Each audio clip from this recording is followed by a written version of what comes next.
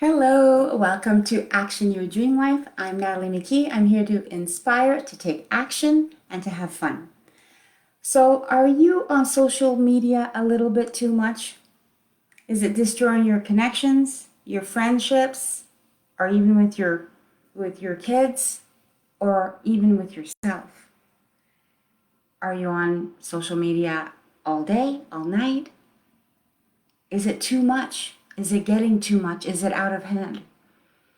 I was talking to a mom last year when the pandemic first started, a mom of five, and she felt so embarrassed because here she was leaving work and everyone was saying, "Oh, bye," And she was going home, and they were saying, "Oh, you're one of the lucky ones. You have a family. You don't get to be alone for the next while until we get back to work."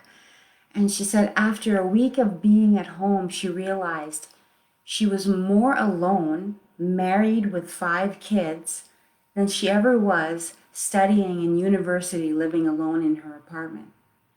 And she said what happened is she had bought devices for all her kids, and that was inevitable, but she didn't have any boundaries for them.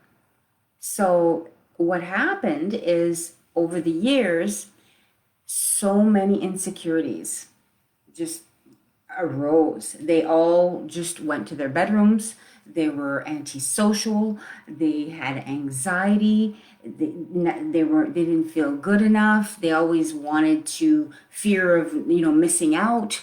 They just had unrealistic expectations, and they couldn't even communicate anymore. It was more like all through text. And she said she was walking down the halls of her home and felt like a total stranger. And she felt like she was blaming herself. But, it's just, social media just happens so fast, and there's so many outlets. So from TV to, Netflix and gaming and texting and just so many online things, right? So it's so important, it's vital to change that right away. Kids get bored. And we do have to plan. We do have to plan things. Kids expect us to come up with something. They'll be bored. So if they're not playing a sport, or we don't go outside and let's throw a ball, let's get some tennis rackets and play tennis, doing something totally new. Go try the e-bike, and then they could actually teach you how to use those e-bikes out there and have fun doing that. Plan a day of hiking. And for us, puzzling, even doing some puzzles. We love to do puzzles. And one of the things that I really noticed is the difference in cultures. So in Europe, you'll see, we've traveled all over Europe. In the evenings, you would see the kids, the grandparents, the parents, all enjoying, having fun, dancing in the streets, having dinner, listening to the opera singers in the streets and the vendors, and just enjoying life. And the kids, as much as the grandparents, were all enjoying each other. And it was just fun. Versus so many times when we were on vacation in North America, where we'd see always the kids separated. Like, the kids were at one table having dinner and the parents were at another table having dinner. And one time really stood out for us, all of us. We just really noticed it. There was 10 adults at one table, and there were 8 kids were at another. And out of the 8 kids, there was 7 out of those 8 kids that had their phones with them. Not one of those children, they're all in their young teens, 13, 14. None of them had spoken one word to each other for over an hour over dinner. And the one that didn't have their device kept looking at their mother and bored to death. And the others were actually texting each other, sitting at the same table, but they were all bored.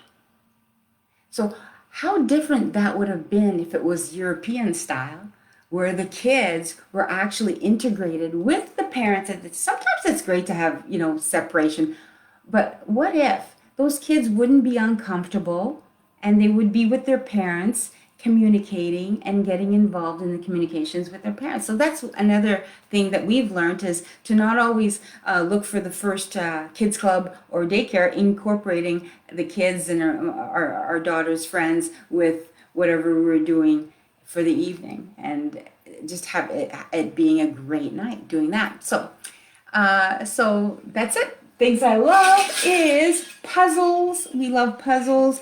And sometimes you think, oh, well, our kids won't be doing puzzles.